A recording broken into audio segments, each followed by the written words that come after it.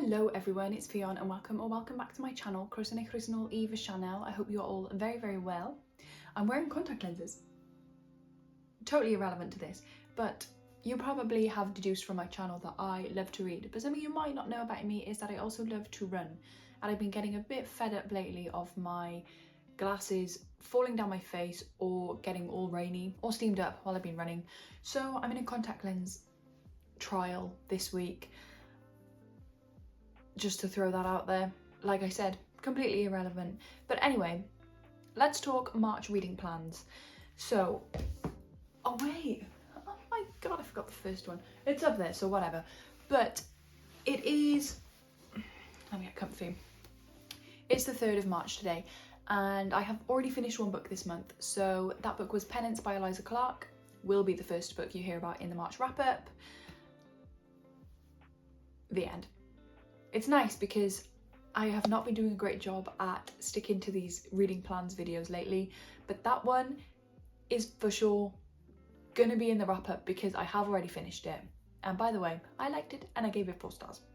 But moving on, the next book I'm gonna read, I am actually literally gonna start this immediately after I finish doing this, is Luck and Booth by Jenny Fagan. This is going to be, I think, episode 7 of the Library Diaries.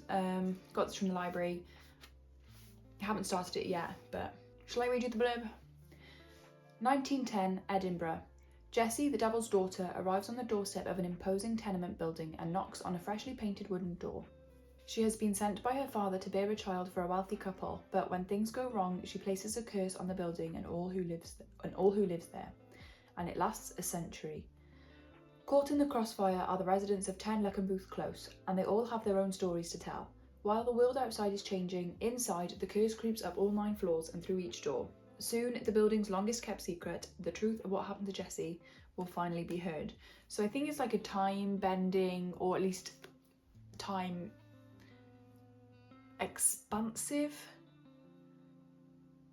I believe it moves over a long period of time, and it's a bit of a, I'm guessing, like a bit of a cozy fantasy maybe. Could be totally wrong. A bit of a mystery. There you go. That's my next book. And then back to February, in this video for February, I said that I wanted to commit to reading another 50 pages of A Little Life in February, and I did it. So I'm going to reset that goal for this month. I want to read another 50 pages in March, but also with the addition of I want to read some of it in every single week of the month, because what I did last month was I read the first 20-ish pages in the first couple of days, and then I read the next 30 on the very last day of the month. So I want to try and be a little bit more consistent with picking this up little and often, and hopefully, I mean, we're getting there now, we are getting there, but still over 200 pages to go. So that is one of my other goals. Let's have a drink of tea. Let's talk poll winners, because I have really fallen off track with my poll winners lately. So I have put up another poll for this month, and the winner was Noughts and Crosses by Malorie Blackman. I'm really looking forward to reading this. I'm sure I read this when I was about 13 or 14. I had to read it for a project, and I remember quite enjoying it, but I know one of my friends really likes this. So I'm looking forward to picking this up. But like I said, I've been doing a terrible job with them lately. So I know I missed 4 last year, and then I didn't get to my January one. Did I? No, I read my January one in February, and I didn't read my February one. So it's not been amazing, to the point where I'm thinking of creating a vlog called Reading Books I Said I Would Read, and it's just those 5 books that I've missed. So I might start that this month, but I don't know, maybe I just need to learn when to let go and let that go. It's a potential. If I do start that, I will absolutely not read them all this month, but just in case, the books on there are, well, the books that would be on there are Everything I Never Told You by Celeste Ng, The Tattooist of Auschwitz by Heather Morris, One Day by David Nichols, Once Upon a Broken Heart by Stephanie Garber, and The Prison Healer by Lynette Noni. This was the February one. I was really looking forward to it, but it didn't happen. So yeah, maybe 1 or 2 of these might get read this month. I don't want to put any pressure on it this month because that's clearly not been working for me. And I'm coming up to a big few months with uni. So I have been doing these seasonal TBRs for my TBR jar, right? But I think I've decided I'm not going to do one for spring, which would be March, April and May. So I would be pulling those prompts now. And I thought about it, I thought maybe I could just choose 5, but I just think it's not going to happen. And I want it to be a successful experience. So I think I'm not going to do that. But now I'm sitting here thinking like, oh, but maybe I should, but I don't think I will. So I might then have more time to read some of these, but reading is just a hobby and that's okay. It actually doesn't matter at all how much I do or don't read. So I need to stop putting quite so much pressure on it. But then also when I'm spending a lot of time doom scrolling, I'm like, well, maybe I should be keeping myself a little bit more in check with the reading, but I digress. Yeah. A couple of my best friends and I have decided to start a little book club, very relaxed, no time pressures whatsoever. But one of the very few books that we all agreed on that we thought sounded interesting was Anatomy of a Scandal by Sarah Vaughan. So hopefully I'll be getting to this month. I also got this from the library. And anything else? I have been saying for literal months that I have like started a reading vlog with this book, Oryx and Crake by Margaret Atwood. Have I started it? No, I haven't, but I have done the one step of selecting this book, which I did in an Instagram poll, and I haven't actually started it. So this is another case of, do I just need to let this go? But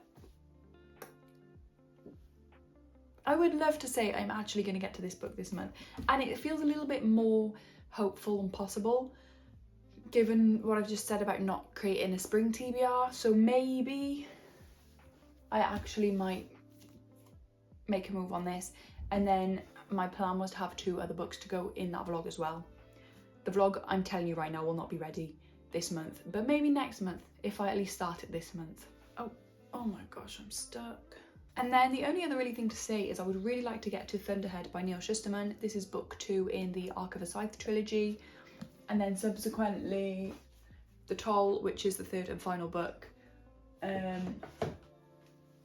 want to try this year to keep my series a bit more close together so that I don't have too much time away from the story that I kind of forget what's going on.